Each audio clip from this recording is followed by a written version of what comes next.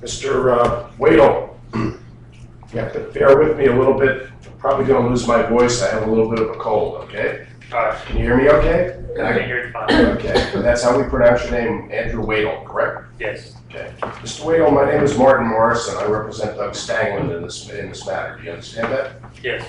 And you came to court today because you were served with a subpoena, am I correct? Yes. And even though you didn't want to be here, you came here, correct? Yes. And you were told to tell the truth? Yes. Now, back somewhere in June of 2010, you gave a statement to the Newton Police Department here in Newton. Do you remember that? Yes. And that was when you had been brought back to New Jersey, correct? Yes. And was that statement truthful? Not all of it. Oh. You didn't tell the police the truth at that point? There's only one inconsistency with that statement. Okay. You had an opportunity to review it, I assume? Yes. I'm going to show you statement marked June 28, 2010. Recognize it? Yes. It's marked S239. Did you have an opportunity to review it within the last 48 hours? Yes. You read and write the English language? Yes. And do you have any trouble with any of the words that were in there? No. There's an inconsistency you said in that statement? Yes. What's the inconsistency? About the part of letting Mr. Muller go. I see. And the part about letting Mr. Muller go was in the transcript. Yes.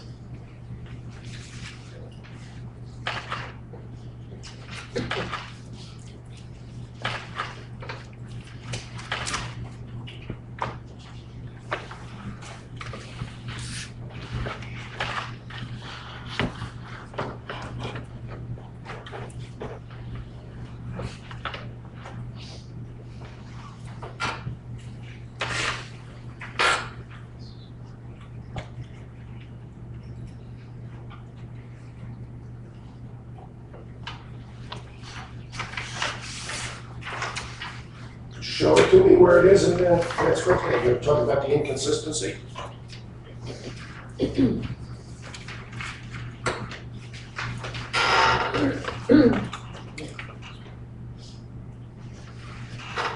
No.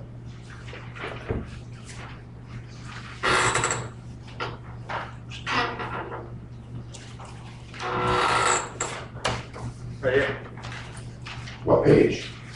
Page 18. And you just read it to yourself, what the inconsistency? Yes. What did you tell the police that day that's not true? Said, yeah, we said we would just let him go. I just looked at Doug, got out, got in, Doug, after Doug and, at Doug, after we got in the car, I told him I was going outside. And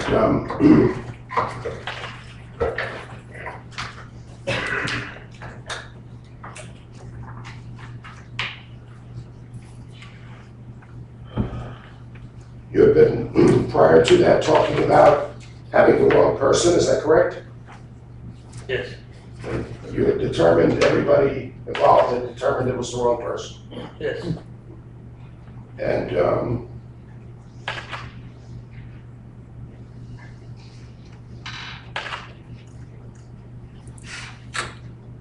going to show you page 15 below what you just read. See this line right here? Could you read that? Says that Doug sat there in the front seat acting like he fell asleep. Okay, is that true? I was inside at the time. You have a discussion with Doug at some point about he was going to play he was asleep. That came about after we was already locked up. I see. So prior to Mr. Muller getting away, you hadn't had a discussion about that? No.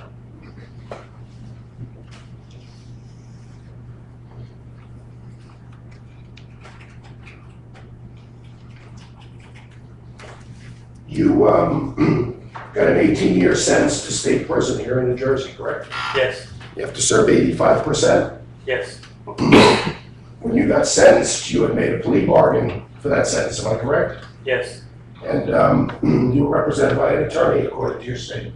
yes, And you could have gotten more, according to the plea bargain, correct? yes, In fact, if you had been convicted of all of the offenses, you could have got 51 and a half years in state prison, fines of $230,000, am I correct? yes,